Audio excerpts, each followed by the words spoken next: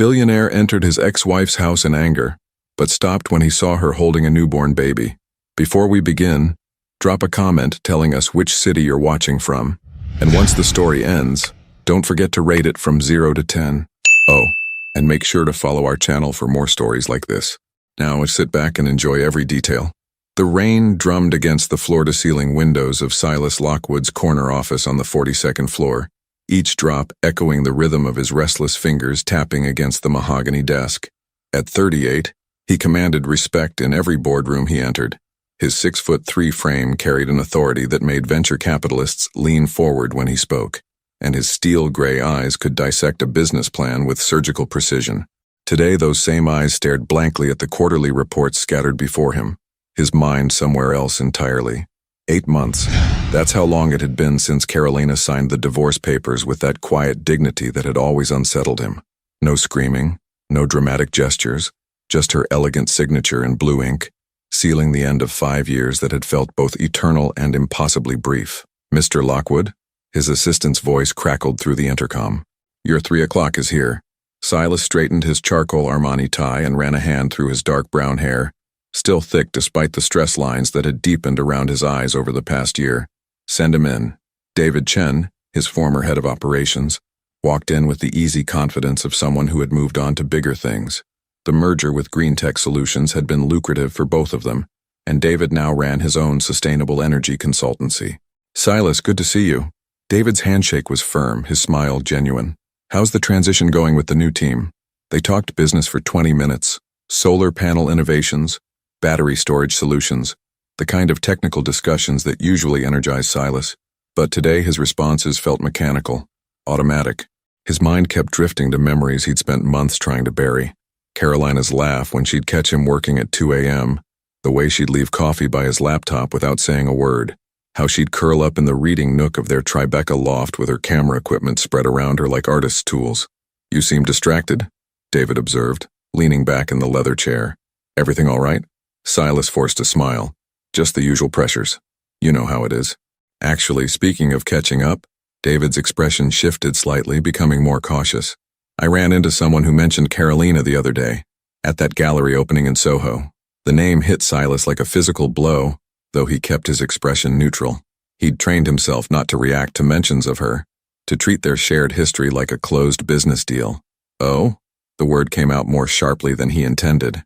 David hesitated, clearly debating whether to continue. "Look, I probably shouldn't say anything, but they mentioned she had a baby recently. Just a couple weeks ago, I think." The world seemed to tilt on its axis. Silas felt his chest tighten, a sensation he hadn't experienced since the day she'd packed her cameras and left their apartment for the last time. His fingers gripped the edge of his desk. "A baby?" His voice sounded strange to his own ears. "Yeah, and—" David paused, looking uncomfortable. "This might sound crazy, but they said the kid looks just like you. Same eyes, apparently, dark hair. I mean, it's probably just coincidence, but—" The rest of David's words became white noise. Silas's mind was racing, calculating dates, remembering their last months together. The fights about his schedule, her increasing silences, the way she'd stopped asking him to come to bed at reasonable hours, and that final conversation about children, when she'd looked at him with hope that he'd crushed with 3 careless sentences. "Filhos não cabem em uma agenda como a minha," he'd said in Portuguese, the language he defaulted to when he was being cruel. "Children don't fit into a schedule like mine." She hadn't brought it up again. 2 months later, he'd asked for the divorce, convinced they wanted different lives, convinced she'd be better off without him. Now, sitting in his temperature-controlled office 42 floors above the chaos of Manhattan, Silas felt something crack inside his chest. If what David was saying was true, if Carolina had been pregnant when they divorced, "Silas, you look like you've seen a ghost." Silas stood abruptly, his chair rolling backward. "I have to go." "Wait, what? We haven't finished." But Silas was already grabbing his keys, his mind singular in focus. The drive to Brooklyn Heights would take 30 minutes in this traffic. 30 minutes to figure out what he was going to say to the woman he'd convinced himself he was better off forgetting.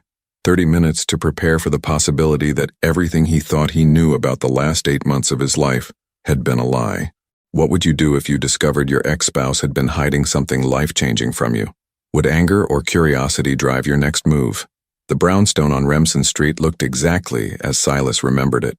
red brick facade with white trim, the small garden Carolina had insisted on maintaining even during their most turbulent months. His hands trembled slightly as he parked his black Tesla against the curb, the engine's silence somehow more deafening than the thunderous beating of his heart.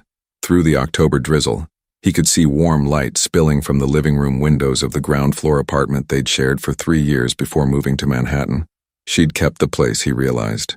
Their sanctuary, where she used to develop film in the converted closet and where he'd learned to make her grandmother's Portuguese coffee on lazy Sunday mornings. Silas sat in the driver's seat for a full minute, his knuckles white against the steering wheel. Anger coursed through his veins. Hot, righteous fury at being deceived, at being robbed of choices he didn't even know he'd had. But underneath the anger was something more complex, more frightening, a desperate need to know the truth. The rain had softened to a mist by the time he reached her door. His finger hovered over the familiar brass doorbell, the one that still bore the tiny dent from when they'd moved in their oversized couch. He could hear his own breathing, sharp and uneven. Instead of ringing, he knocked. 3 deliberate raps that echoed in the evening quiet. Footsteps approached, slower than he remembered, more careful. The door opened, and time seemed to suspend itself. Carolina stood before him, and for a moment Silas forgot how to breathe. She was thinner than before, her cheekbones more pronounced beneath alabaster skin that had lost some of its luminous glow. Her auburn hair, once always perfectly styled, was pulled back in a messy bun secured with what looked like a pencil.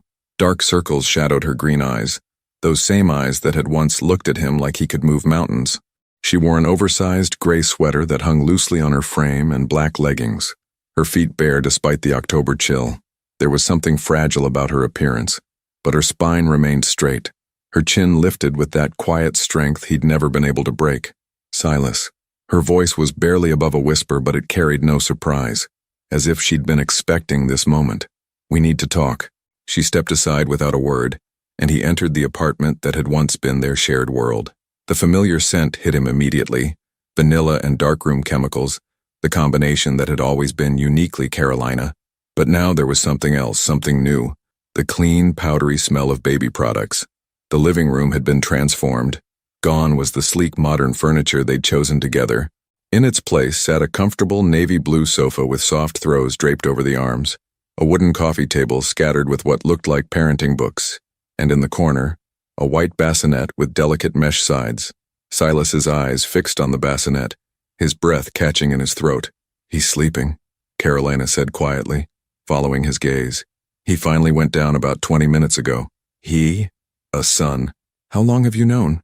Silas's voice came out harsher than he intended, the businessman in him demanding facts before emotions could cloud his judgment.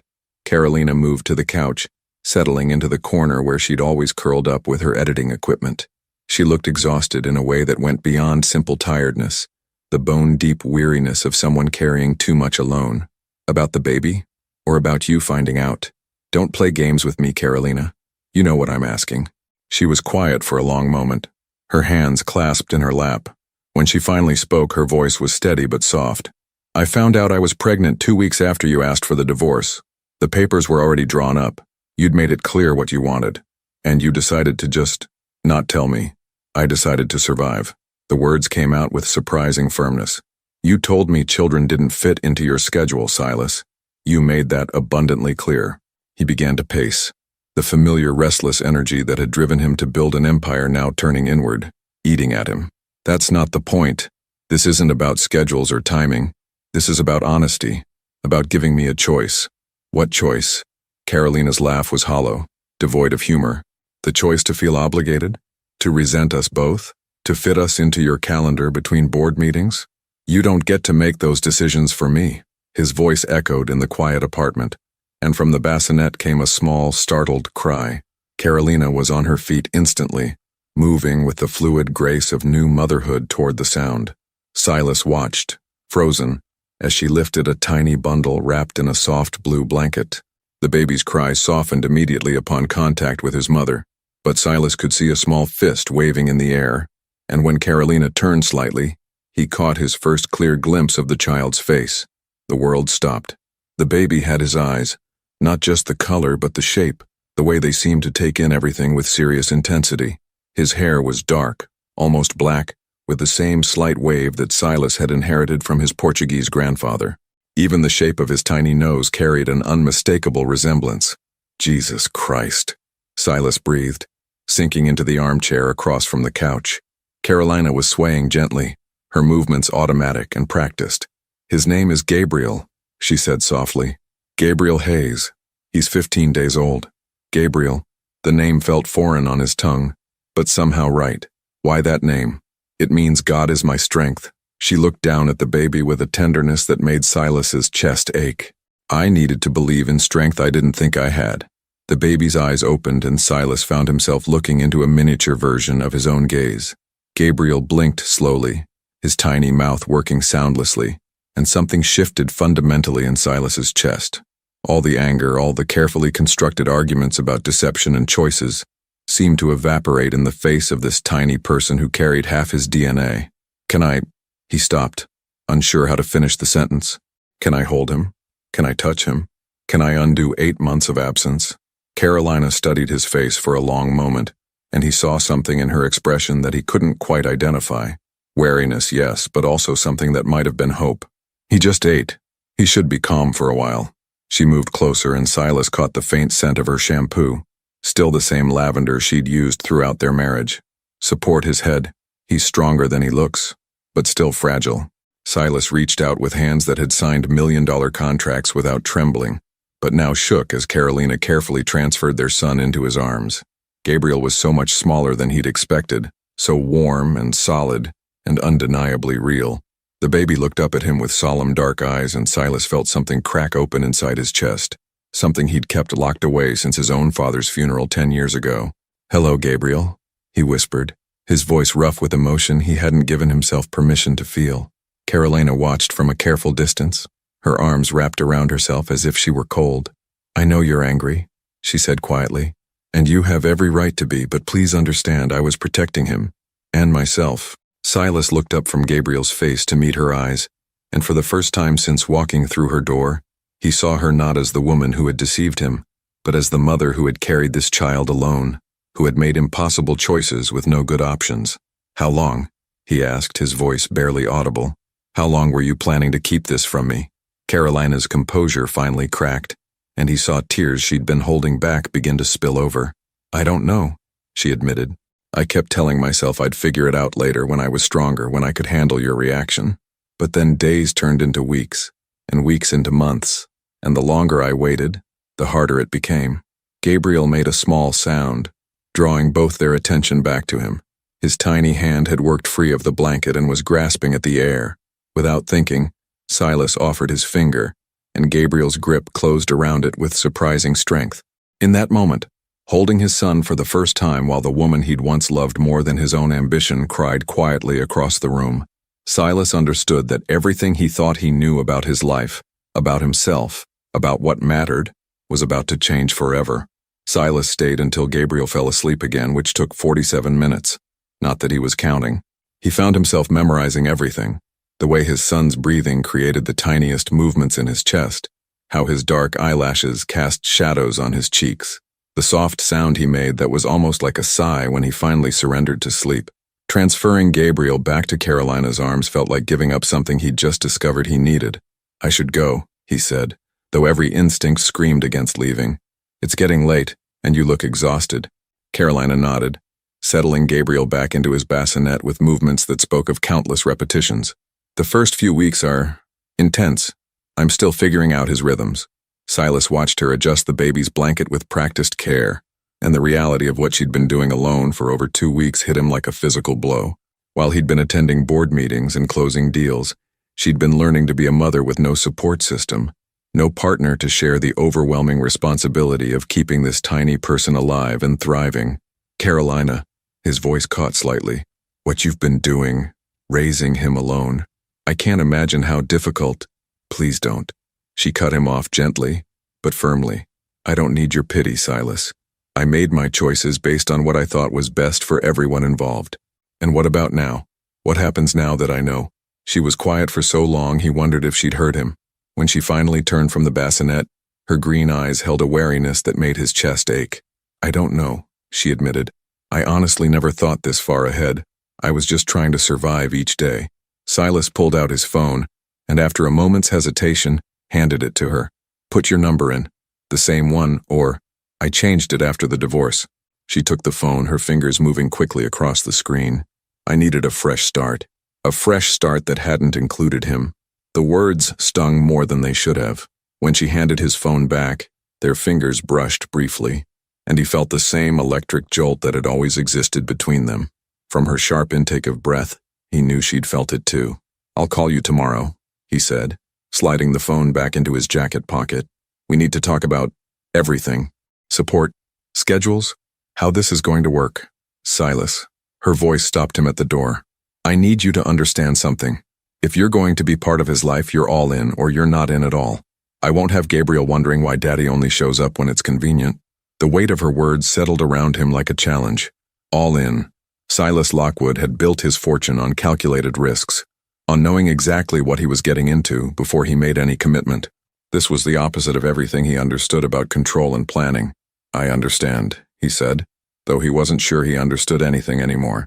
The drive back to his Manhattan penthouse passed in a blur of city lights and racing thoughts. Silas's reflection in the elevator mirrors looked like a stranger. Same expensive suit, same confident posture, but his eyes held something new, something unsettled.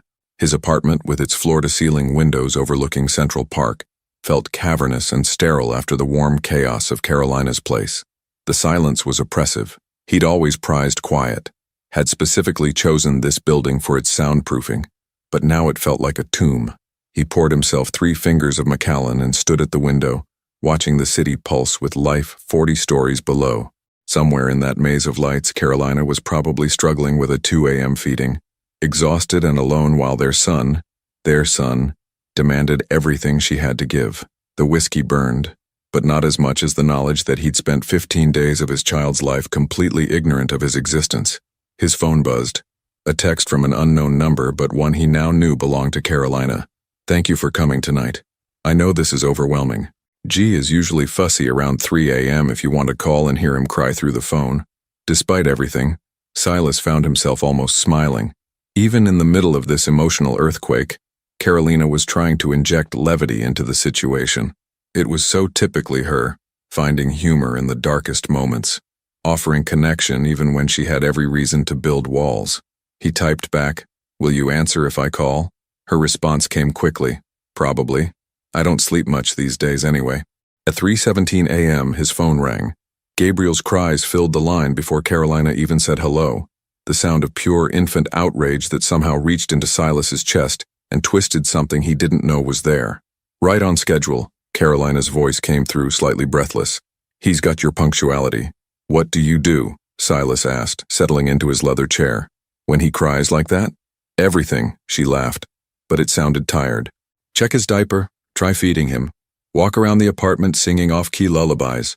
Sometimes he just needs to know someone's there." Silas could hear her moving around, the soft shush-shush sounds she was making to comfort Gabriel. "Are you walking with him now?" We're doing laps around the living room. I've probably walked 3 miles tonight just in this apartment." "Sing to him." "What?" "You said you sing to him. I want to hear." There was a pause, and Gabriel's cries softened slightly. Then, barely audible through the phone, came Carolina's voice singing a Portuguese lullaby Silas recognized from his childhood. His grandmother had sung the same song to him during the rare nights she'd babysat while his parents worked late. "Dorme, dorme, meu menino, dorme que vou trabalhar." Her pronunciation wasn't perfect, but the melody was hauntingly beautiful in her voice. Gabriel's cries gradually faded to soft hiccups, then to silence. "How do you know that song?" Silas's voice was rough with unexpected emotion. "You used to hum it sometimes when you were concentrating." I looked up the words. There was a pause. I thought maybe someday I'd want to remember something good about us." They stayed on the phone for another hour, mostly in comfortable silence, punctuated by Gabriel's occasional sounds and Carolina's gentle responses. Silas found himself listening not just to his son, but to the rhythm of Carolina's life, her soft footsteps, the creak of the rocking chair she must have bought for nursing, the quiet sounds of someone learning to be everything to someone else. "Carolina," he said finally, when Gabriel had been quiet for several minutes. "I want to help, really help. Not just write checks. I want to learn how to do what you're doing." Another long pause. "It's It's not easy, Silas. It's not something you can master with strategy and determination. Some nights I have no idea what I'm doing. Some days I cry as much as he does. Then let me not know what I'm doing with you. The words surprised him as much as they seemed to surprise her. He'd built his entire adult life around competence, around being the expert in every room he entered. The idea of deliberately entering territory where he would be fumbling and uncertain was terrifying and oddly liberating. "I'll think about it," she said quietly. "This is all so new, and I'm still figuring out how to protect him, how to protect myself, from me, from hoping for things that might not last." After they hung up, Silas sat in his chair until dawn broke over the Manhattan skyline, thinking about hope and protection, about the woman who'd once believed he could be more than he'd proven himself to be, and about the son who represented a chance at becoming someone he'd never imagined he could be. When his alarm went off at 6 a.m., he was already awake, already planning to do something he'd never done in 15 years of running his company, rearrange his entire schedule around something that had nothing to do with profit margins and everything to do with a 15-day-old boy who had inherited his eyes and his mother's stubborn chin. 3 days later, Silas stood outside Carolina's door at 7 a.m., holding 2 large coffee cups and a bag of fresh bagels from the bakery she'd always loved in their neighborhood. He'd canceled a breakfast meeting with potential investors from Singapore, a decision that would have been unthinkable a week ago. Carolina answered on the second knock, wearing the same oversized sweater from their first encounter but with different leggings, her auburn hair pulled back in a ponytail that had seen better days. Her eyes were rimmed with exhaustion, but she managed a small smile when she saw the coffee. "You remembered my order," she said, accepting the cup with both hands like it was a lifeline. "Oat milk latte, extra shot, no sugar. Some things don't change." He followed her inside, noting the subtle differences since his last visit. Baby clothes hung on a drying rack near the window, and the coffee table was scattered with thank you cards, probably from friends who'd sent gifts for Gabriel. "How was last night?" "Better, actually. He only woke up twice instead of every hour." Carolina settled into her corner of the couch, cradling the coffee. "I'm starting to think he was just testing me those first 2 weeks. Smart kid. Too smart. He definitely got that from you." They fell into an easy rhythm over the next hour. Gabriel woke up fussy, and Carolina showed Silas how to check his diaper, how to support his neck during changes, how to read the different pitches of his cries. Silas's hands, so steady when signing contracts worth millions, shook slightly as he fastened the tiny diaper tabs. "You're overthinking it," Carolina observed, watching him struggle with the baby's outfit. "He's not going to break. He's so small. He's actually big for his gestational age. 8 pounds 2 ounces at birth." Pride crept into her voice. "The doctor said he's developing beautifully." "You did this alone," Silas said quietly, finally managing to get Gabriel's arms through the sleeves of a soft blue onesie. "The whole pregnancy, the birth, everything." Carolina was quiet for a moment, her fingers trailing over Gabriel's dark hair. "Not completely alone. I had Dr. Martinez. She's wonderful. And Mrs. Chen from upstairs brought me groceries when I was too tired to shop. People were kind. But not the person who should have been there," Silas thought, the guilt sitting heavy in his chest. Gabriel began to fuss again, and Carolina moved to take him, but Silas held up a hand. "Let me try." He lifted Gabriel carefully, remembering how Carolina had shown him to support the head, and began the swaying motion he'd watched her do. Gabriel's cries softened to hiccups, then to silence as he settled against Silas's chest. "He likes you," Carolina said, and there was something in her voice. Surprise, maybe, or cautious hope. "He's probably just tired of your singing." That earned him a genuine laugh, the first real one he'd heard from her since their divorce. The sound hit him with unexpected force, reminding him of lazy Sunday mornings when making her laugh had been his favorite accomplishment. His phone buzzed, then again. Then began a steady stream of notifications that made Carolina raise an eyebrow. "I should probably—" He started to reach for it, then stopped. "Actually, no. Whatever it is can wait." Silas Lockwood ignoring his phone. "I never thought I'd see the day." "Yeah, well, things change." The phone continued buzzing insistently. Carolina glanced at it, then at Gabriel sleeping peacefully in Silas's arms. "You can check it. I know how important your work is. Not more important than this." The words hung in the air between them, loaded with everything they'd never been able to say during their marriage. Carolina looked away first, but not before he caught something vulnerable in her expression. "I should go," he said reluctantly when Gabriel had been asleep for 20 minutes. But I'd like to come back tomorrow if that's okay. What about your meetings? Your board calls? I'm learning to delegate. That afternoon, Silas sat in his office across from his assistant, Melissa, and his head of operations, watching their carefully controlled expressions as he outlined his new schedule requirements. So you want to block out mornings 3 days a week, indefinitely? Melissa's pen hovered over her planner. That's correct. For personal commitments? Yes. And the Yamamoto deal? The Tokyo trip next week? Postpone it. Send Jonathan instead. His head of operations, Robert, cleared his throat. Silas, with all due respect, the investors are expecting you personally. This deal could set us up for the next 5 years of expansion in Asia. Then it will wait until I can make it work with my other priorities. What other priorities? Robert's confusion was evident. This is completely unlike you. Silas looked out his window toward Brooklyn, where Carolina was probably preparing for another sleepless night with their son. I became a father, Robert. My priorities have shifted. The silence in the room was deafening. You became a father? Melissa's voice was carefully neutral, but he could see her mind racing through the implications for his calendar, his travel schedule, his entire way of life. 2.5 weeks ago, his name is Gabriel. Congratulations, Robert said slowly. I had no idea you were. Is there someone we should be sending flowers to? A partner we should know about? It's complicated. Silas stood, signaling the end of the discussion. Just make the schedule work, please.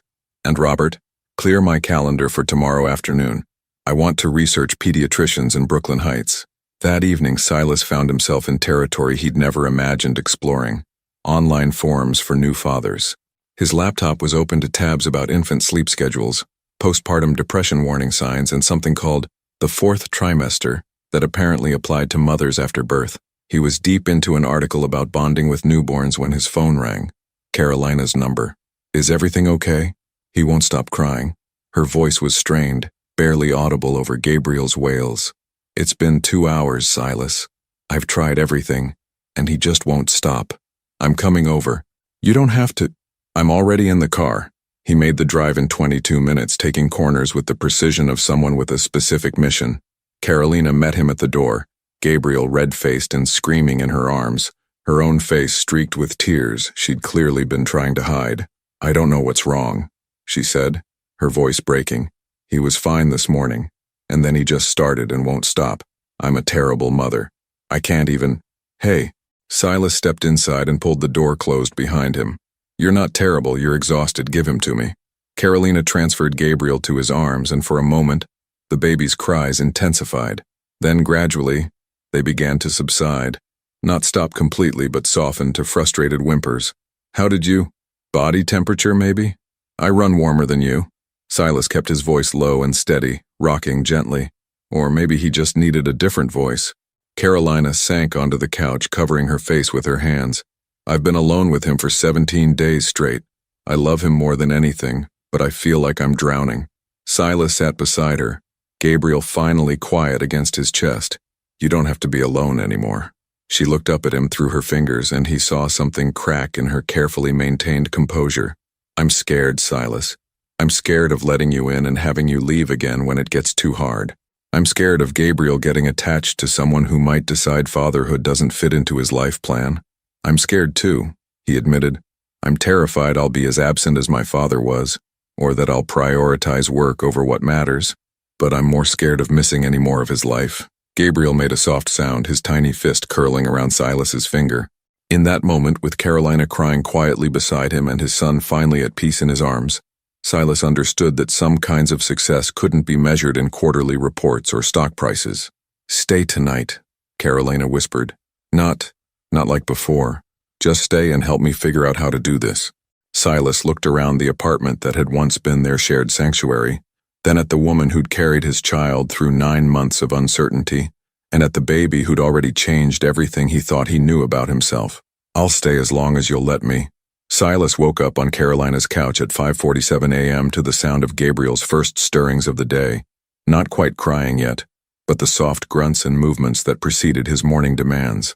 His neck ached from the awkward angle against the throw pillow, but he'd slept better than he had in months. Carolina emerged from the bedroom in pajama pants and an old Princeton t-shirt he recognized as his own, her hair sleep-mussed, but her eyes more alert than they'd been in days. Good morning, she whispered, moving toward the bassinet. Thank you for staying. I actually got 4 consecutive hours of sleep. 4 hours counts as a victory. 4 hours counts as a miracle. She lifted Gabriel, who immediately began rooting against her shoulder. Someone's hungry. Silas watched as she settled into the rocking chair he'd noticed during his first visit, Gabriel latching on with the fierce determination of someone who knew exactly what he wanted. There was something about the quiet intimacy of the moment that made his chest tight, not with jealousy, but with a profound sense of having missed something irreplaceable. I can make coffee, he offered, standing to work the kinks out of his spine. That would be amazing. Everything's in the same place as before. As he moved around Carolina's kitchen, muscle memory took over. He found her favorite mug in the cabinet to the left of the stove, remembered she kept the oat milk on the door of the refrigerator, knew without looking that she'd have exactly 3 types of coffee beans in labeled containers near the espresso machine he'd bought her for Christmas 3 years ago. It was unsettling how easily he slipped back into the rhythms of their shared life, as if the divorce had been a temporary interruption, rather than what he'd convinced himself was a permanent ending. Silas? Carolina's voice carried a note of hesitation. There's something I need to tell you. Something I probably should have mentioned earlier. He paused in his coffee preparation, every instinct suddenly on alert. What is it? My sister called yesterday. Vivian. She adjusted Gabriel slightly, not meeting his eyes. She's flying in from Los Angeles tomorrow. She doesn't know about you being back in the picture. Vivian, Carolina's older sister, the successful entertainment lawyer who'd never hidden her disapproval of their relationship. She'd been vocal about her belief that Silas was too self-absorbed to make Carolina happy, and their divorce had only confirmed her worst suspicions. What does she know? Everything about the pregnancy and Gabriel. Nothing about you finding out. Carolina finally looked at him. She's been my main support system through all of this. She took time off work to come help when I was in my 3rd trimester, and she's planning to stay for a week to help me adjust. Silas continued making coffee, processing this information. You told your sister about Gabriel, but not me. That's not fair, and you know it. Do I? He turned to face her, and she could see the hurt he was trying to control. Help me understand the logic, Carolina. Your sister, who lives 3,000 miles away, gets to know about my son from the beginning, but I find out by accident 8 months later. Vivian didn't ask me to prioritize my career over starting a family, Carolina said quietly, but there was steel in her voice. She didn't tell me children were an inconvenience that didn't fit into her schedule. The words hit him like a physical blow, all the more painful because they were accurate. Gabriel made a soft sound, and Carolina's attention immediately shifted back to him, leaving Silas standing in the kitchen, feeling like an outsider in what should have been his family. His phone buzzed. A text from Melissa, emergency board meeting moved to 10 a.m. Yamamoto threatening to pull out if you don't personally address their concerns by Friday. For the first time in his career, Silas looked at an urgent business message and felt nothing but irritation. I have to go, he said, though everything in him wanted to stay and work through this new landmine. But we need to talk about how to handle your sister's visit. There's nothing to handle. You don't owe Vivian anything, and she doesn't get to dictate how we navigate this. And what exactly are we navigating, Carolina? Because I'm still not clear on what this is. She was quiet for a long moment, focused on Gabriel, who had finished nursing and was making the drowsy faces that preceded his morning nap. I don't know, she admitted finally. I'm making this up as I go along. The emergency board meeting was a disaster of epic proportions. Silas's attention kept drifting to his phone, wondering if Carolina needed help with Gabriel, if their conversation about her sister had left things in a worse place than before. When Yamamoto's representatives expressed concerns about his commitment to the expansion timeline, he found himself giving answers that were technically correct, but lacked his usual passionate conviction. Are you feeling all right? Robert asked afterward, following Silas to his office. You seemed, distracted. I'm fine.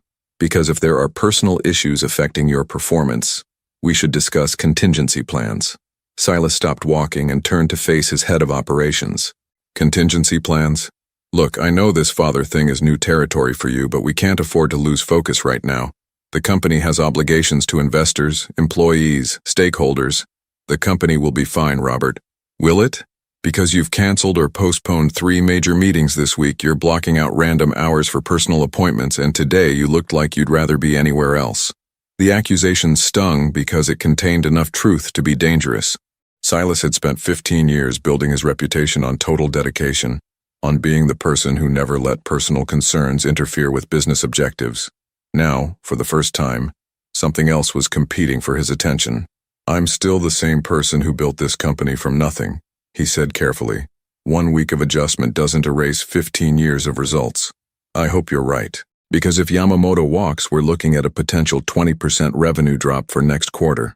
After Robert left, Silas stood at his window overlooking the city, thinking about priorities and obligations, about the weight of other people's expectations versus the pull of something he was only beginning to understand.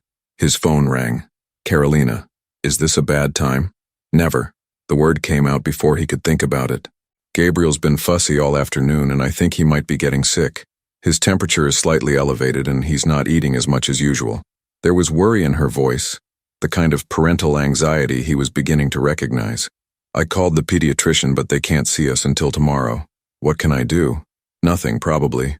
I wanted someone to know, in case I'm overreacting or underreacting.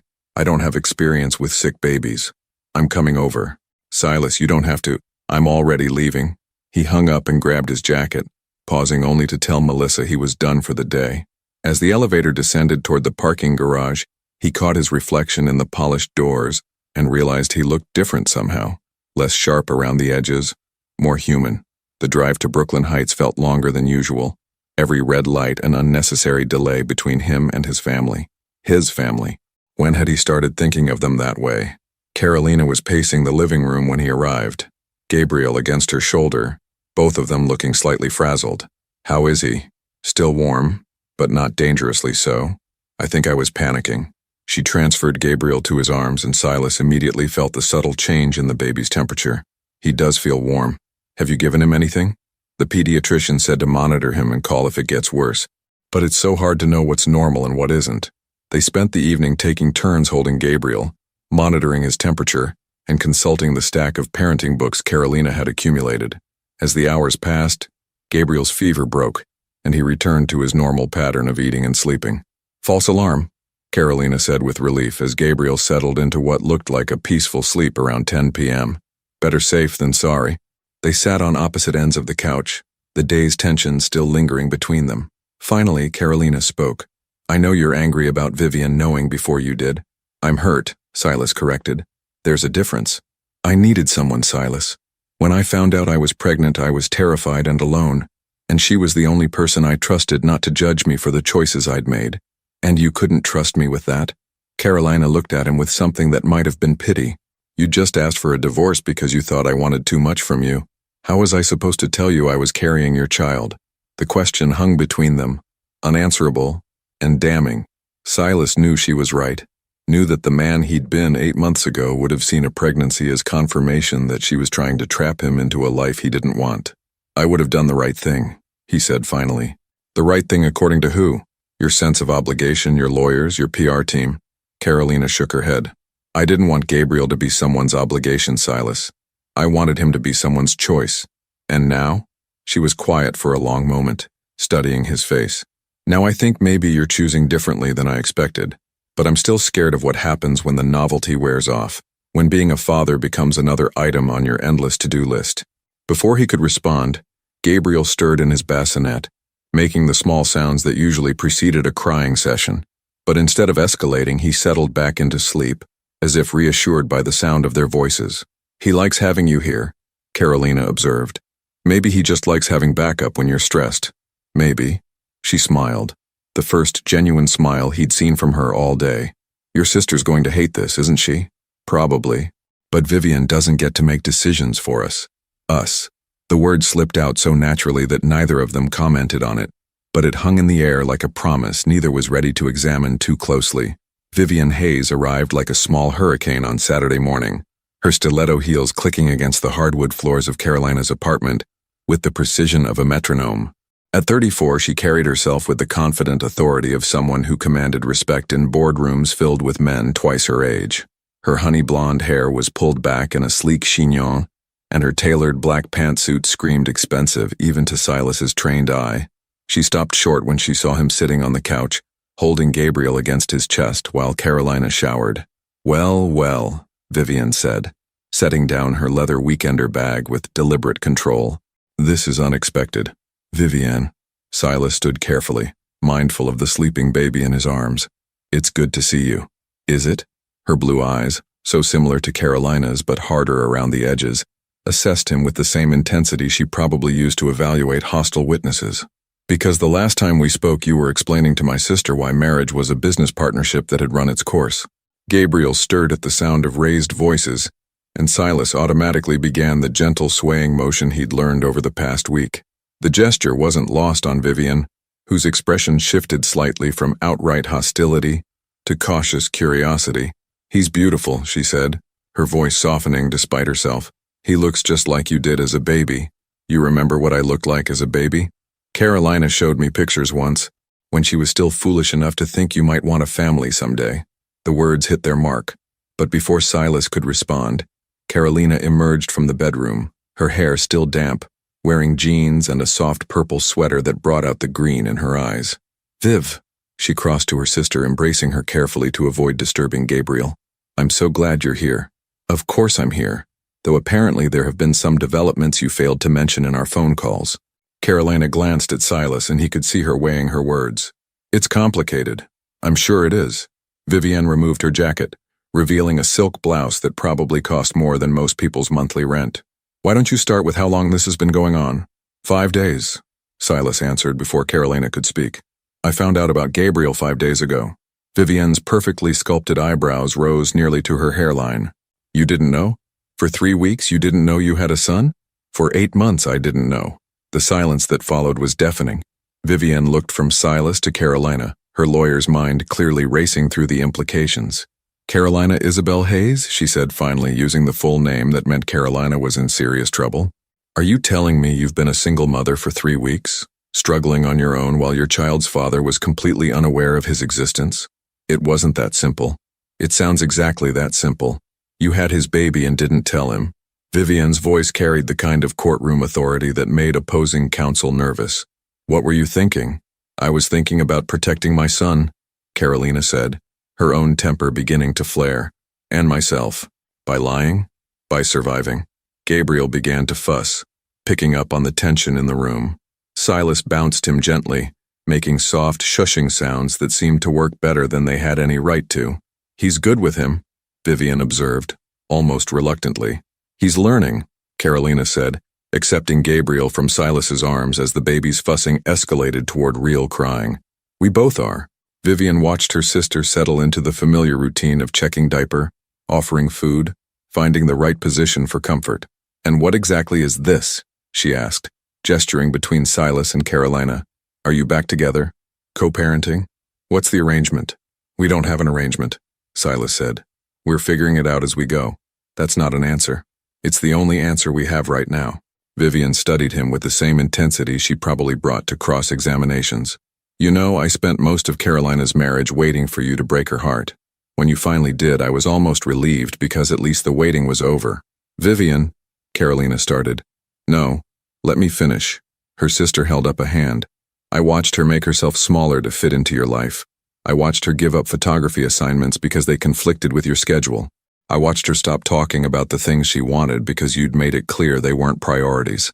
Each word was a precisely aimed arrow, and Silas felt them hit their marks. "You're right. Am I? Because if I'm right, then what are you doing here now? What's different?" Silas looked at Gabriel, now content in Carolina's arms, then at Carolina herself, who was watching him with an expression he couldn't quite read. "Everything," he said simply. "Everything is different." "That's not enough," Vivian said. "Different how? Different why? What happens when your board of directors decides they need you in Tokyo for 6 weeks? What happens when Gabriel gets sick in the middle of your biggest deal of the year? What happens when being a father stops feeling like an exciting new project and starts feeling like work?" The questions hung in the air like accusations, each one highlighting the uncertainty that had been gnawing at him since that first night. Silas realized that Vivian wasn't just being protective. She was voicing every fear Carolina had been too careful to express directly. "I don't know," he admitted. "I wish I could give you guarantees, but I can't. All I can tell you is that I want to be here.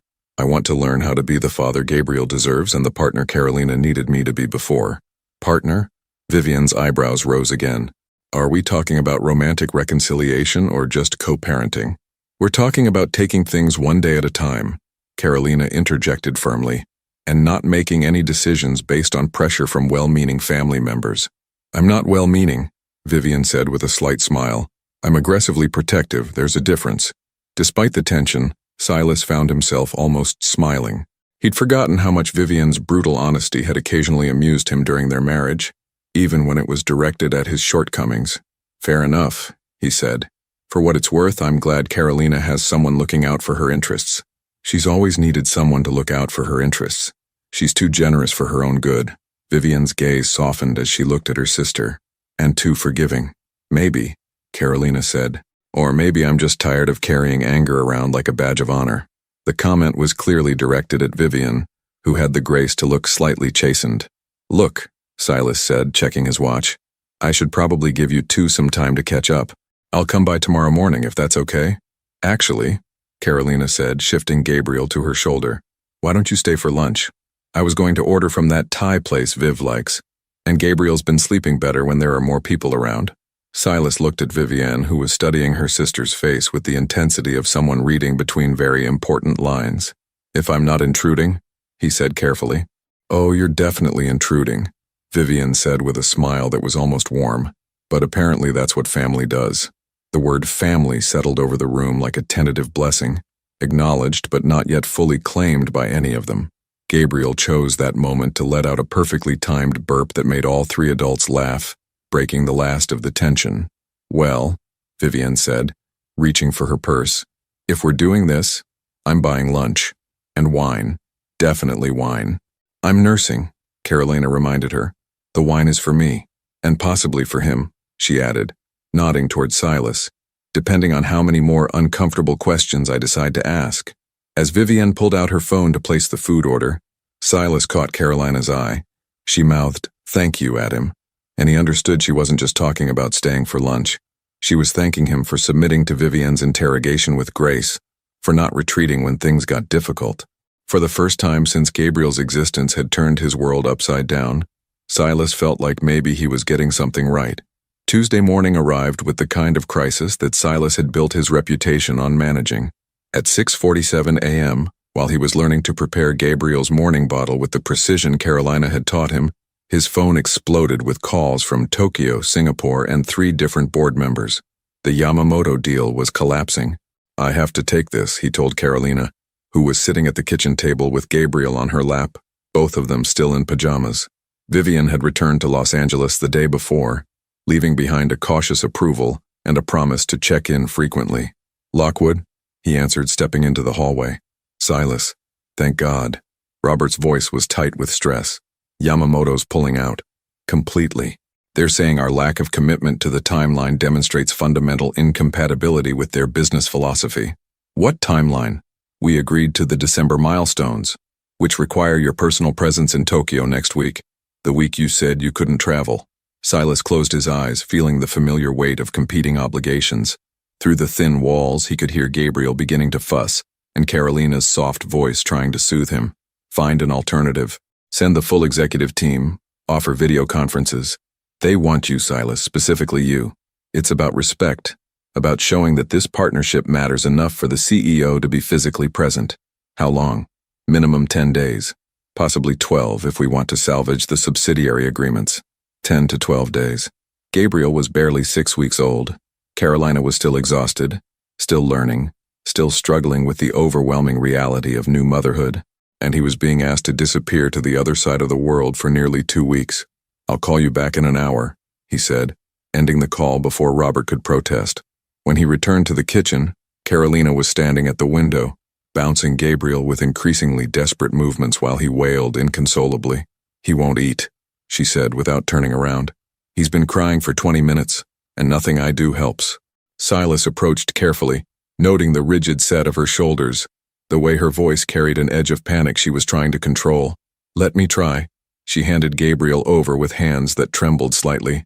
The baby's cries didn't stop immediately, But they softened as Silas settled him against his chest and began the slow, rhythmic swaying that had become second nature. "You have the magic touch," Carolina said, but there was no humor in it. "He always calms down for you. It's not magic. He just knows you're stressed." "I'm not stressed, I'm fine." "Carolina." She finally turned to face him, and he saw the exhaustion that went beyond simple tiredness. Her eyes were rimmed with red, her complexion pale, and there was a brittleness to her smile that made his chest ache. "Okay, I'm a little stressed. It's normal. All new mothers go through this. When's the last time you left this apartment?" She blinked, clearly trying to remember. We went to the pediatrician last Thursday." "That's 5 days ago. Carolina, you need air, sunlight, time away from being responsible for another human being every second of every day. I can't leave him. What if something happens? What if he needs me? He needs you healthy and rested more than he needs you hovering." Gabriel had finally quieted in his arms, his dark eyes drooping toward sleep. Carolina watched them with an expression that was part relief, part resentment. "Your phone's been buzzing nonstop," she observed. "Emergency?" Silas hesitated. "Work stuff, nothing that can't wait." "Silas," her voice held a warning. "Don't lie to me. Not about work." He looked at Gabriel, now sleeping peacefully despite the chaos of the morning, then at Carolina, who was watching him with the careful attention she'd always paid to his moods when business pressures mounted. "Yamamoto is pulling out of the deal. They want me in Tokyo next week." "For how long?" 10 days. Maybe 2 weeks. The silence stretched between them, filled with everything they weren't saying. Carolina's face went through a series of micro-expressions: disappointment, anger, resignation, and finally, a kind of bitter understanding. "Of course they do. I'm not going." "Yes, you are." "Carolina, don't." She held up a hand, stopping him. "Don't make promises you can't keep. Don't pretend this is a choice when we both know it isn't. It is a choice. I'm choosing to stay." She laughed, but it was hollow. "For what? So you can resent us when your company loses millions? So you can blame Gabriel for derailing your career? So you can spend the rest of your life wondering what would have happened if you'd put business first like you always do? That's not fair, isn't it?"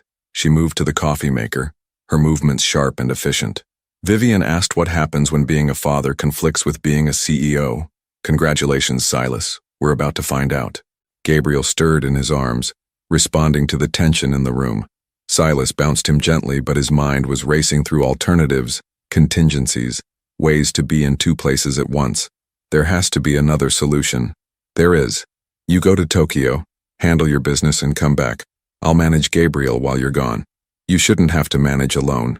I've been managing alone for a month. I can manage for 2 more weeks." But even as she said it, Silas could see the cracks in her composure, the way her hands shook slightly as she measured coffee, the brittleness in her voice, the shadows under her eyes that spoke of too many sleepless nights and too much responsibility carried without support. "What if I brought you with me?" Carolina paused in her coffee preparation. "To Tokyo? Why not? Gabriel's young enough that the travel wouldn't hurt him, and you could use a change of scenery." "Silas, I can barely handle him in my own apartment with all my supplies and familiar surroundings. You want me to manage a newborn in a foreign country while you're in meetings 14 hours a day?" She was right, and they both knew it. The idea had been desperate, unrealistic, born from his need to believe there was a solution that didn't require choosing between his son and his livelihood. His phone rang again. Robert's name flashed on the screen. "Answer it," Carolina said quietly. "Handle your crisis, I'll be fine." But as Silas looked at her, standing in her kitchen in wrinkled pajamas, holding herself together through sheer force of will while their son slept in his arms, he knew that fine was a luxury none of them could afford right now. "Lockwood," he answered the phone, never taking his eyes off Carolina's face. "Silas, we need an answer. Yamamoto's giving us until noon to confirm your travel plans, or they're walking permanently. Tell them I'll be there Sunday." Carolina's shoulders sagged almost imperceptibly, but she didn't look surprised. She'd been expecting this outcome since the moment his phone started ringing. "Excellent. I'll have Melissa arrange flights and accommodations." "No." Silas shifted Gabriel to one arm, reaching for Carolina's hand with the other. She didn't pull away, but she didn't squeeze back either. "I'll handle my own arrangements. And Robert, this is the last time. After Tokyo, I want a new protocol for international travel.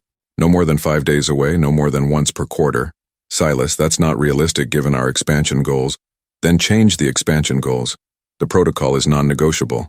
He hung up before Robert could argue, but the damage was already done.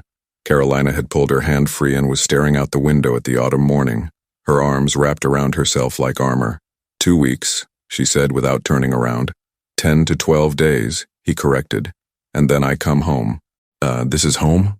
The question hung between them, deceptively simple but loaded with everything they hadn't defined, everything they were still afraid to name. Yeah, Silas said, looking around the apartment that had once been theirs, that was slowly becoming theirs again in ways neither of them had anticipated. I think it is. Carolina finally turned to face him, and he saw tears she was trying not to let fall. Then why does it feel like you're already gone? The first call from Tokyo came at 3:47 a.m. New York time, just as Gabriel was settling back into sleep after his middle-of-the-night feeding. Carolina fumbled for her phone in the darkness, her heart racing with the particular panic that only new mothers knew, the terror that something was wrong with her baby. Silas?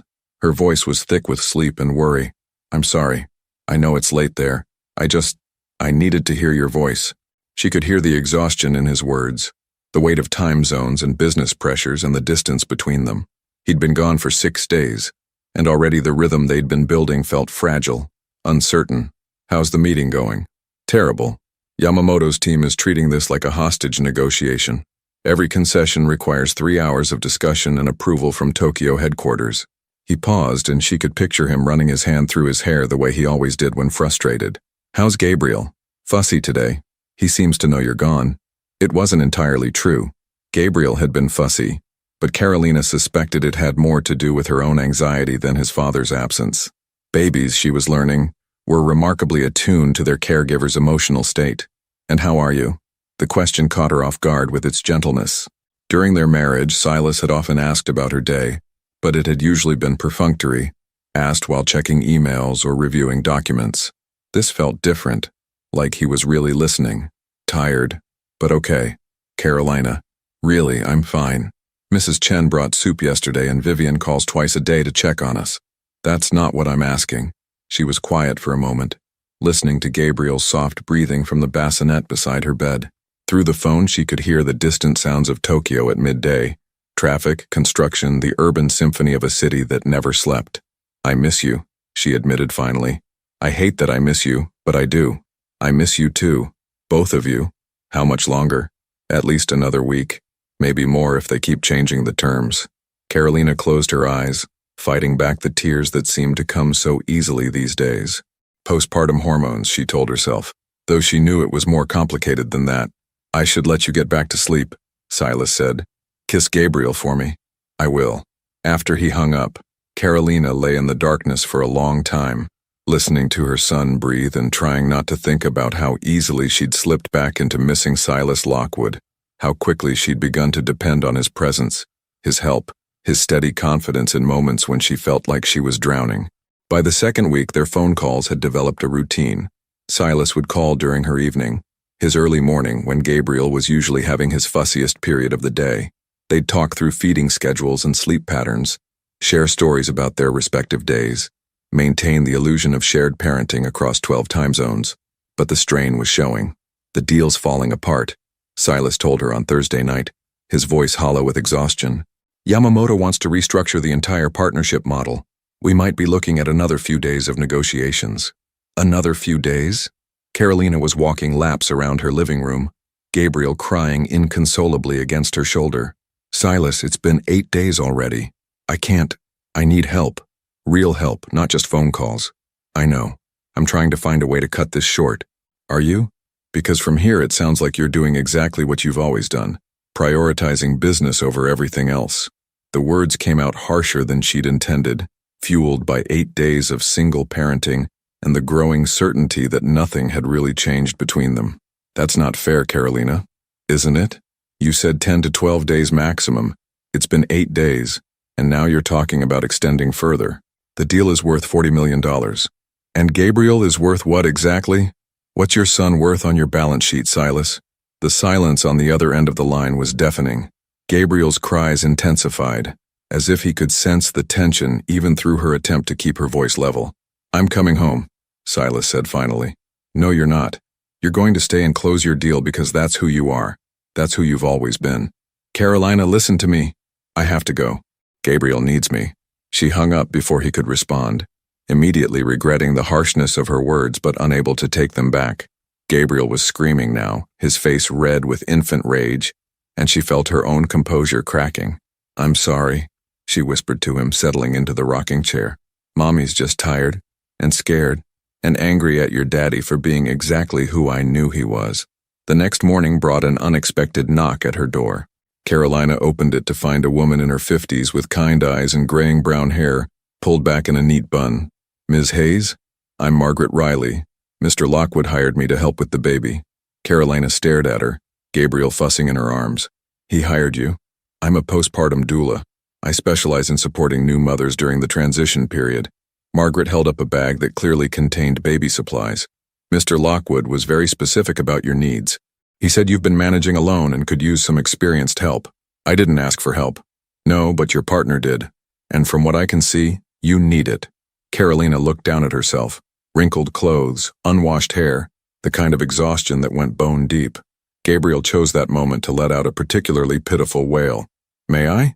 Margaret held out her arms, and Carolina found herself handing over her son before she'd consciously decided to trust this stranger. Gabriel's cries softened almost immediately. Margaret bounced him with the easy confidence of someone who'd soothed thousands of babies, her movements economical and effective. "Better?" she murmured to Gabriel, then looked at Carolina. "When's the last time you had a proper meal? Or a shower longer than 5 minutes?" I don't remember." "Right. Here's what's going to happen. I'm going to watch Gabriel while you take a long hot shower. Then you're going to eat something that doesn't come from a can or a delivery bag. Then you're going to sleep for 4 consecutive hours while I handle baby duty. I can't just leave him with a stranger. I'm not a stranger. I'm a professional with 15 years of experience and references from over 200 families." Margaret's voice was gentle but firm. "Your partner flew me here from Chicago because he's worried about you. Because he loves you both and wants to make sure you're taken care of while he handles his business obligations." The phrase business obligations stung, but Carolina was too tired to argue, and Gabriel was completely calm in Margaret's arms, looking up at her with the serious expression he usually reserved for studying interesting ceiling patterns. 4 hours? Carolina asked tentatively. 4 hours minimum. Go shower. I'll be here when you get out. The shower was a revelation. Hot water, solitude, time to think without the constant background soundtrack of Gabriel's needs. When she emerged, she could hear Margaret talking softly to Gabriel in the living room, her voice carrying the easy rhythm of someone comfortable with infant conversation. Carolina found them on the couch, Gabriel wide awake and alert, Margaret reading to him from a book of nursery rhymes as if he could understand every word. "He likes stories," Margaret observed without looking up. "Very attentive for his age. He gets that from his father. Silas has always been able to focus intensely on whatever interests him." "And what interests Mr. Lockwood these days?" Carolina settled into the chair across from them, feeling more human than she had in days. "I thought it was Gabriel and me, but this week has reminded me that business will always come first." Margaret looked at her with the knowing expression of someone who'd seen this dynamic play out many times before. "He hired me at 2 a.m. Tokyo time, woke up a placement agency, paid premium rates for immediate service, and had me on a plane within 6 hours. That doesn't sound like someone putting business first. He's guilty. There's a difference." "Is there?" Because the man I spoke to sounded like someone desperate to take care of his family from 3,000 miles away. Before Carolina could respond, her phone rang. Silas's name flashed on the screen. She hesitated, then answered. "Hello. How's Margaret? Is she helping?" Yes, she's wonderful, thank you. You sound better. I had a shower, and 4 hours of sleep. Luxury beyond measure." "Carolina, about last night. You don't have to explain. I know how important the deal is." "No, you don't understand. I'm at the airport. I'm coming home." She felt her heart skip. "What about Yamamoto?" "I sent Robert and the full team to finish negotiations. The deal will either close without me or it won't. But I'm not missing another day of Gabriel's life for a contract signature." Carolina looked at Margaret, who was pretending not to listen while continuing to read nursery rhymes to Gabriel. "Silas, you don't have to." "Yes, I do. You were right. I am who I've always been. But maybe it's time to decide who I want to be instead." Through the phone, she could hear airport announcements, the bustle of travelers heading to destinations around the world. And in the middle of it all, Silas Lockwood was choosing to come home. "What time does your flight land?" "Tomorrow morning. Early. We'll be here." Both of you? Carolina looked at Gabriel, now sleeping peacefully in Margaret's experienced arms, and felt something shift in her chest. Not forgiveness exactly, but hope. The dangerous, fragile kind of hope she'd been trying not to feel. Both of us, she confirmed. Carolina, I love you. I've never stopped loving you. The words hung in the air between them across continents and time zones, carrying the weight of everything they'd lost and everything they might still have a chance to rebuild. I love you too, she whispered. Come home, Silas. Just come home. Silas arrived at Carolina's door at 6:23 a.m. with 3 days of stubble, wrinkled clothes, and eyes that carried the exhaustion of someone who'd spent 14 hours on airplanes thinking about everything he'd almost lost. Carolina opened the door in her robe, Gabriel against her shoulder, both of them backlit by the soft morning light filtering through the apartment windows. For a moment, they just looked at each other, two people who'd been married for 5 years, divorced for 8 months, and parents together for exactly 5 weeks. You look terrible, Carolina said softly, but there was warmth in her voice. You look beautiful. She did. Even exhausted, even in her ratty bathrobe with her hair in a messy bun, she looked like everything he'd been trying to get back to for the past 2 weeks. Come in, she said, stepping aside. Gabriel's been waiting for you. Silas dropped his luggage in the entryway and moved directly to his son, who was making the soft grunting sounds that usually preceded a demand for breakfast. The moment Gabriel saw him, his dark eyes widened with what Silas chose to interpret as recognition. Hey, buddy, he whispered, taking Gabriel from Carolina's arms. I missed you. Gabriel studied his face with serious intensity, one tiny hand working free of his blanket to grab at Silas's nose. The gesture was so perfectly normal, so beautifully ordinary, that Silas felt his throat tighten with emotion. How did it end? Carolina asked, leading him toward the kitchen. The deal? I don't know yet. Robert's handling the final negotiations. Silas settled into a chair, Gabriel comfortable against his chest. Honestly, I don't care anymore. Silas Lockwood doesn't care about a $40 million deal? Silas Lockwood doesn't care about anything that keeps him away from his family. The word family hung between them, acknowledged but still fragile. Carolina busied herself making coffee, her movements careful and deliberate. Margaret had to leave yesterday, she said, but she left detailed notes about Gabriel's feeding schedule and some techniques for when he gets fussy. How are you feeling? Really? Carolina paused in her coffee preparation, considering the question. Better. Those 4 hours of sleep made a difference, and having someone tell me I wasn't completely incompetent as a mother helped too. You're not incompetent. You're amazing. I don't feel amazing. I feel like I'm making it up as I go along and hoping Gabriel doesn't notice. That's called parenting, according to every book I read on the plane. Carolina turned to look at him surprised. You read parenting books? 3 of them, plus downloaded podcasts about postpartum support and infant development. He adjusted Gabriel slightly, the baby now completely relaxed in his arms. I figured if I was going to be a father, I should probably learn how to do it properly. Something shifted in Carolina's expression, a softening around her eyes, a relaxation in her shoulders that suggested she was allowing herself to hope again. And what did you learn? That I don't know anything, that every baby is different, that the first few months are basically survival mode for everyone involved. He looked down at Gabriel, who was drifting toward sleep, and that presence matters more than perfection. Carolina poured coffee into 2 mugs, adding oat milk to his without asking how he wanted it. After 2 weeks apart, the small gesture of remembered preference felt significant. There's something I need to tell you, she said, settling into the chair across from him. About why I really didn't tell you about the pregnancy. Silas looked up from Gabriel's sleeping face, noting the careful way Carolina was holding herself, as if preparing to share something difficult. It wasn't just because you said children didn't fit your schedule, she continued. It was because of what happened after. After? The night you asked for the divorce. Do you remember what you said about children? Silas felt a chill of apprehension. The night he'd asked for the divorce was mostly a blur of anger and hurt and the terrible certainty that they wanted different things from life. Not specifically. You said that you dodged a bullet. That at least we hadn't made the mistake of having children together before we figured out we weren't compatible. Carolina's voice was steady, but he could see the pain in her eyes. You said you couldn't imagine anything worse than being tied to someone forever because of a child. The words hit him like a physical blow. He had no memory of saying them, but they sounded like something the man he'd been 8 months ago might have said in anger, in the cruel way people hurt each other when they're hurting themselves. Carolina, I was already pregnant when you said that. About 4 weeks along, though I didn't know it yet. I found out 2 weeks after our divorce was finalized. But when I did find out, all I could hear was your voice saying you couldn't imagine anything worse than being tied to me because of a child. Gabriel stirred in his arms, and Silas automatically began the gentle bouncing motion that had become second nature.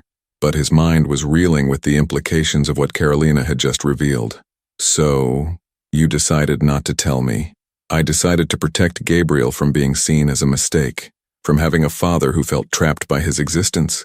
She wrapped her hands around her coffee mug like it was an anchor. I know it wasn't fair to you. I know I took away your choice. But I couldn't bear the thought of you looking at him the way you looked at me that night, like we were obstacles to your real life. The silence stretched between them, filled with everything they'd never said, everything they'd been too hurt or too proud to acknowledge. Gabriel's breathing provided a soft counterpoint to the morning sounds of the city waking up outside. I would have changed my mind, Silas said finally. If you'd told me, I would have figured it out. Would you? Or would you have done the right thing out of obligation and resented us both? It was a fair question, and they both knew it. The man Silas had been 8 months ago probably would have done exactly that. Stepped up out of duty while viewing fatherhood as another responsibility to manage rather than a gift to embrace. I don't know, he admitted. I'd like to think I would have risen to the occasion, but honestly, you're probably right. I probably would have seen Gabriel as a complication to solve rather than a person to love. And now? Silas looked down at his son, who was sleeping with the complete trust that only babies possessed. One tiny hand was curled around Silas's finger, and his dark eyelashes cast shadows on his cheeks in the morning light. Now I can't imagine my life without him, without either of you. Carolina was quiet for a long moment, studying his face as if trying to decide whether to believe him. Robert called while you were in the air, she said finally. The Yamamoto deal closed. Apparently your team managed to negotiate better terms than originally proposed. Silas felt a flicker of professional pride, quickly followed by the realization that the news didn't create the surge of satisfaction he would have expected. 6 weeks ago, closing that deal would have been the highlight of his year. Now it felt like something that had happened to someone else. Good for them. $43 million, Robert said, plus subsidiary agreements worth another 15. Carolina, I don't care. I know, that's what scares me. What do you mean? She stood and moved to the window, looking out at the tree-lined street where they'd once planned to raise children together. What happens when the novelty wears off, when being a father becomes routine instead of miraculous? When you miss a big opportunity because you chose to stay home with us? Then I miss it. And you won't resent us? Silas stood carefully, Gabriel still sleeping in his arms, and moved to stand behind Carolina at the window. Can I tell you something?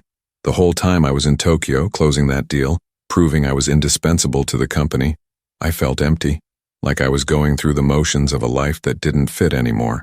She leaned back slightly, not quite touching him but close enough that he could smell her shampoo. But this feels right, he continued. Being here with you and Gabriel, learning how to be a family, this feels like the life I'm supposed to be living. Even when Gabriel cries for 3 hours straight, even when I'm too tired to have a coherent conversation, even when we disagree about everything from feeding schedules to financial planning, especially then. Carolina turned to face him, and he saw tears she was trying not to let fall. I want to believe you. Then believe me. It's not that simple, Silas. Trust isn't something you can just decide to have again. Then let me earn it back, however long it takes. Gabriel chose that moment to wake up with a soft sound of protest, his internal clock apparently informing him that breakfast was overdue. Carolina reached for him automatically, and for a moment their hands touched as they transferred the baby between them. He's going to be hungry, she said. I'll make his bottle while you get him changed. They moved through the morning routine with the easy coordination of people learning to be partners again, careful not to acknowledge how natural it felt, how right. Later, after Gabriel had been fed and was enjoying his brief period of alert contentment, Carolina finally asked the question that had been hanging between them since Silas walked through the door. So what happens now? Between us, I mean. Silas looked at her, really looked at her, taking in the hope and fear warring in her green eyes, the way she held herself like someone prepared for disappointment, but unable to stop hoping for something better. Now we figure it out, he said. One day at a time, one feeding, one diaper change, one sleepless night at a time. We figure out how to be the family Gabriel deserves. And if we can't, if we're too broken to fix, then we keep trying anyway. Because giving up isn't an option anymore. Gabriel made a small sound, drawing both their attention, and when they looked down at him, he was staring up at them with those serious dark eyes that seemed to take in everything. I think he approves, Carolina said softly. Smart kid. He knows a good deal when he sees one. For the first time since Silas had returned, Carolina smiled. Really smiled. The kind that reached her eyes and reminded him of all the reasons he'd fallen in love with her in the first place. Welcome home, she said. And finally, for the first time in 8 months, Silas felt like he actually was. 6 weeks later, on a crisp December morning that painted Brooklyn Heights in shades of gold and amber, Silas received the phone call that would define the rest of his life. He was sitting on Carolina's couch. Their couch now, he'd started thinking of it, with Gabriel sleeping across his chest while Carolina showered. The baby had grown substantially in the 3.5 months since Silas had first held him, his features becoming more defined, his personality emerging in ways that fascinated and terrified his parents in equal measure. Lockwood, he answered, keeping his voice low. Silas, it's Richard Steinberg. Silas straightened slightly, careful not to disturb Gabriel. Richard Steinberg was the CEO of Meridian Global, one of the largest sustainable energy conglomerates in the world. They'd been trying to acquire Silas's company for 3 years. Richard, this is unexpected. I'll cut straight to the point. The board has authorized me to make you an offer. We want to buy Lockwood Energy. All of it. The number Richard quoted made Silas's breath catch. It was more than he'd ever imagined his company was worth, enough to secure his family's future for generations, enough to never worry about quarterly reports or board meetings or international deals that took him away from the people who mattered. That's substantial, he managed. It is. But there are conditions. We want you to stay on as division president for 5 years minimum. The transition would require significant travel, probably 60% international for the first 2 years while we integrate operations. 60% international. Gabriel stirred against his chest, making the soft sounds that usually preceded waking up. In 3.5 months, this child had become the center of Silas's universe in ways he'd never anticipated. The thought of missing 60% of Gabriel's first years felt like someone had reached into his chest and squeezed. When do you need an answer? End of business Friday. The offer expires then, permanently. Silas, this is a once-in-a-lifetime opportunity. You'd be heading up our entire North American renewable division. The impact you could have on sustainable energy policy, on climate change initiatives, it's everything you've worked toward.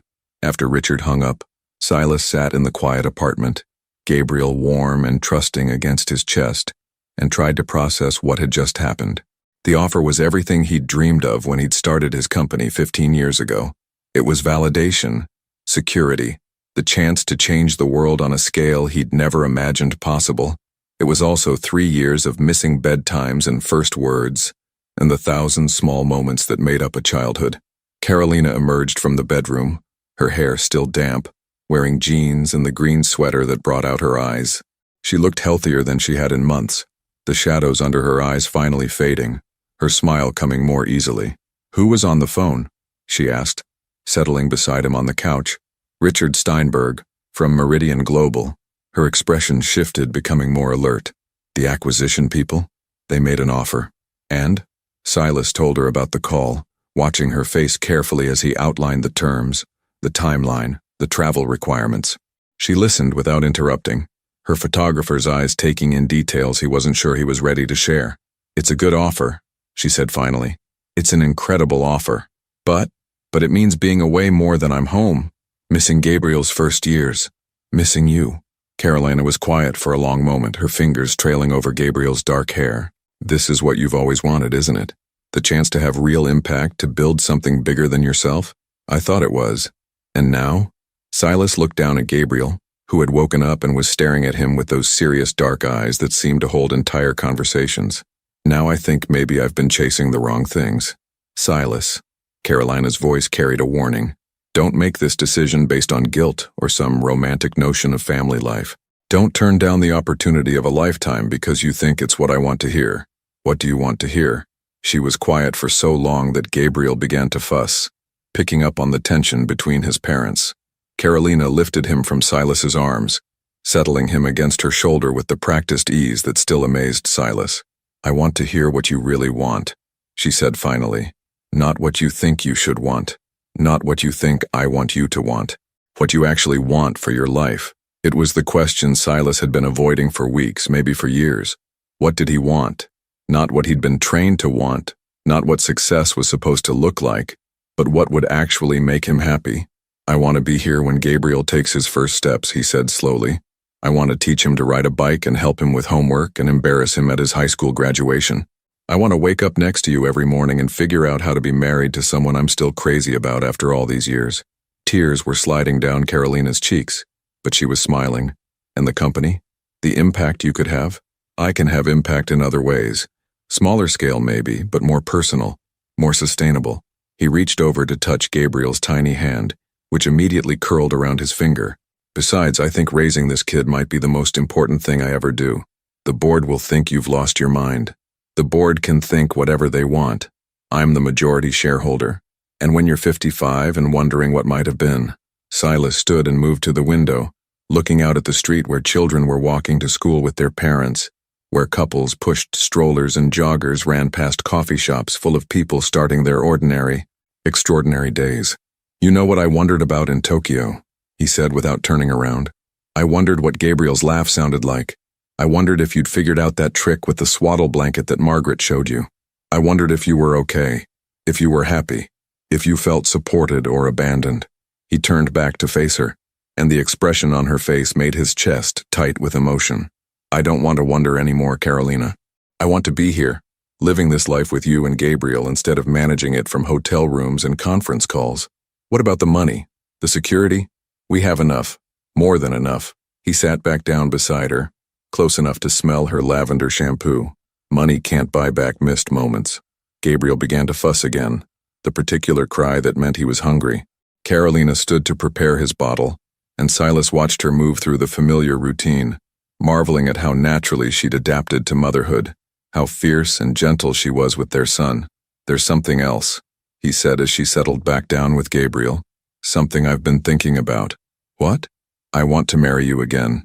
The words hung in the air between them, simple and complicated all at once. Carolina's hand stilled on Gabriel's back, her green eyes wide with surprise. Silas.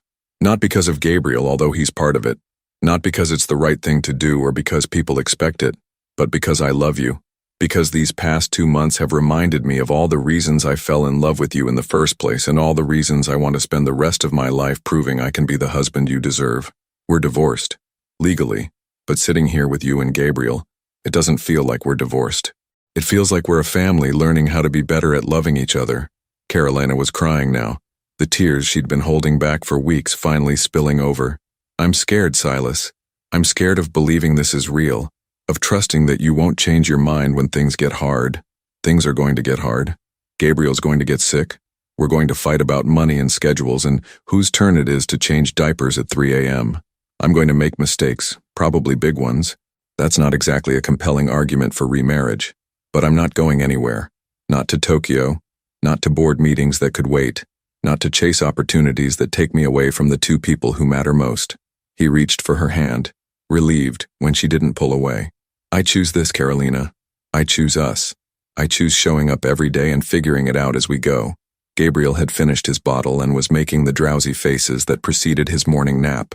Carolina stood to put him in his crib, and Silas followed, watching as she settled their son with the gentle efficiency that had become second nature. I need to call Richard back, he said as they stood looking down at Gabriel's sleeping form. To accept? To decline? Carolina turned to study his face, searching for uncertainty or regret. You're sure? I've never been more sure of anything in my life. She was quiet for a moment, then reached for his hand. Okay, let's figure it out. All of it. The business, the future, us. She smiled, and it was the smile that had made him fall in love with her 7 years ago. But I want a different kind of wedding this time. Smaller. More about us. Less about what people expect. Whatever you want, and I want Gabriel to be part of it. Ring bearer or something appropriately adorable. He's 3 months old, Carolina. He can't even hold his head up reliably. Details. Silas pulled her closer, careful not to disturb Gabriel, and kissed her forehead. I love you. Both of you. More than any deal, any opportunity, any version of success that doesn't include you. I love you too, she whispered against his chest. Welcome home, Silas. For real this time. Through the nursery window, snow had begun to fall, dusting the neighborhood in white and promising the kind of winter afternoon that families spent inside, warm and together, building the ordinary moments that became the foundation of a lifetime. Silas Lockwood had spent 15 years chasing extraordinary success.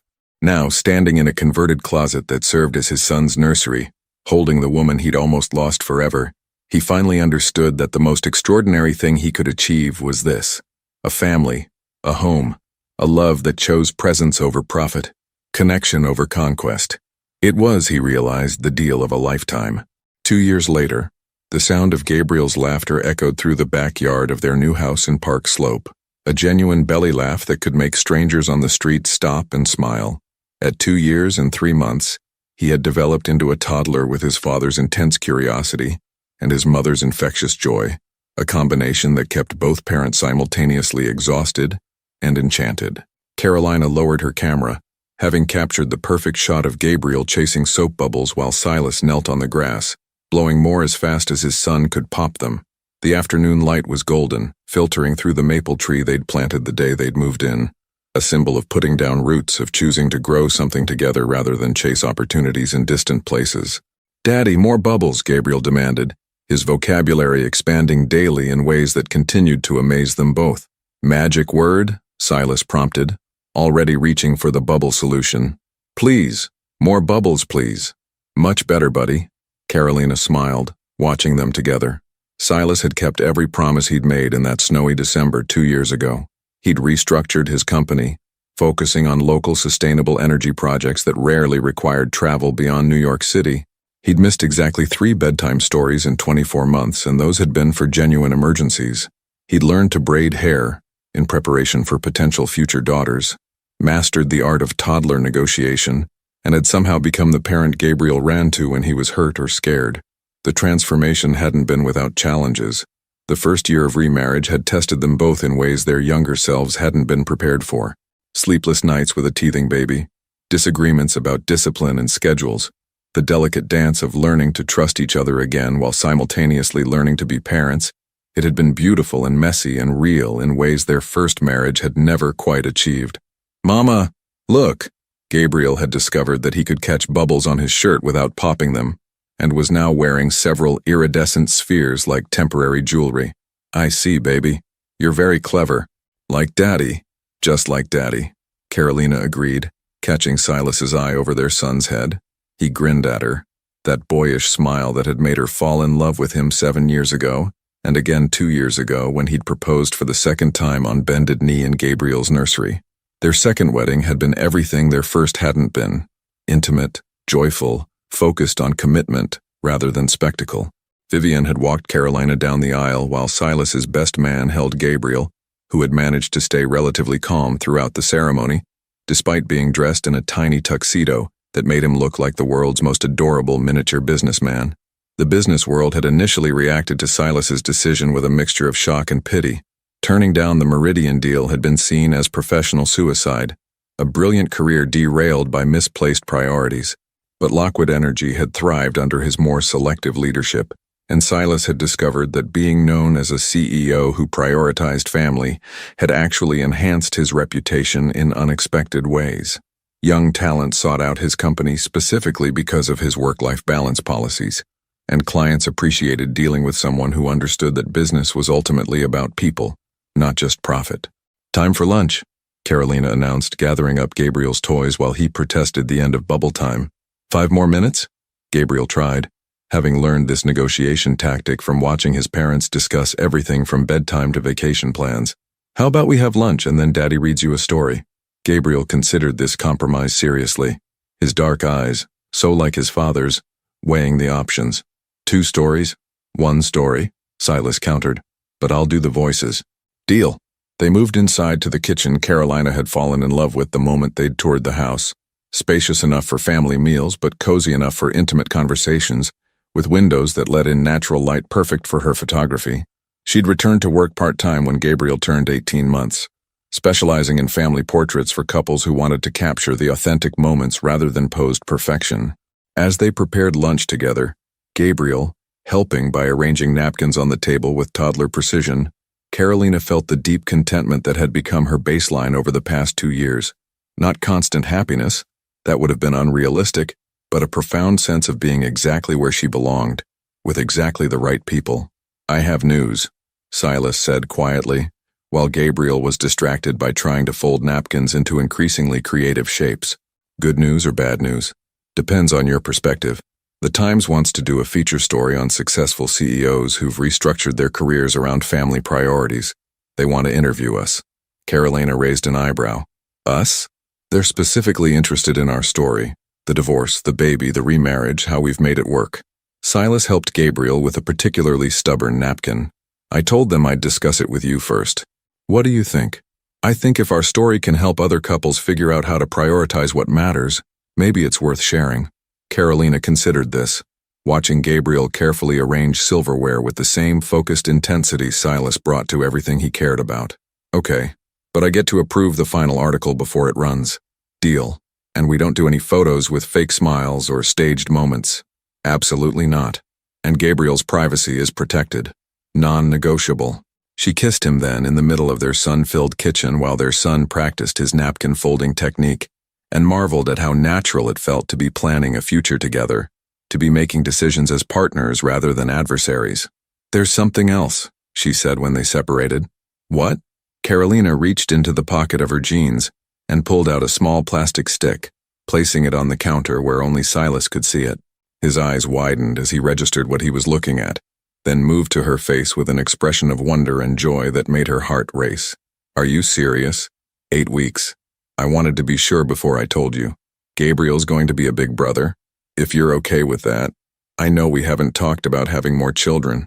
Silas silenced her with a kiss that lasted long enough for Gabriel to notice and wrinkle his nose in toddler disgust.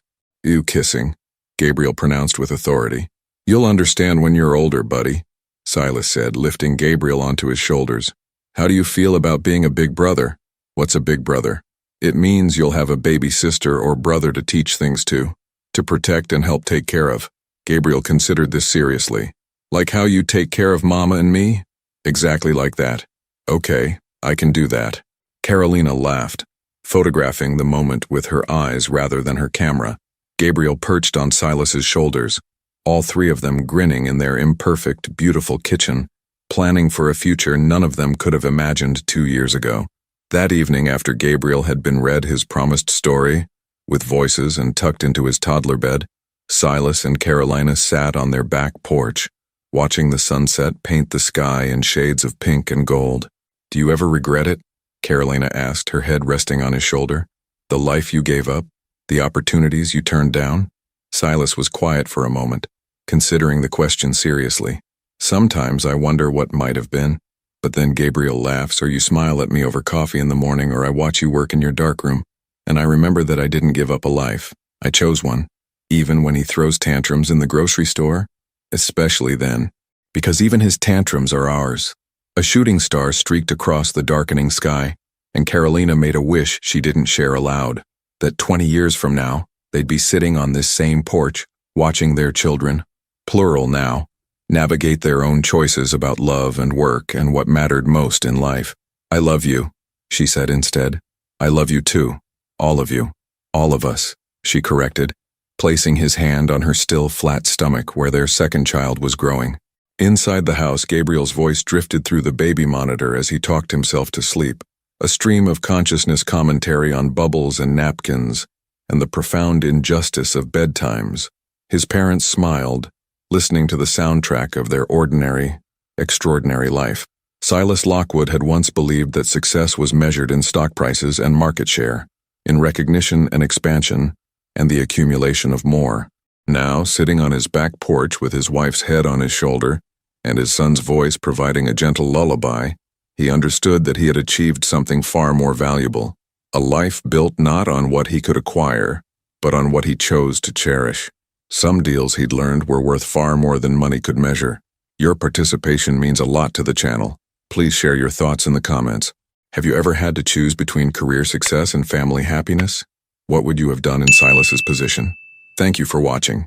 If you enjoyed the story, please subscribe to our channel and leave a comment below letting us know what you thought. Your feedback and support mean a lot to us. Stay tuned for more exciting stories.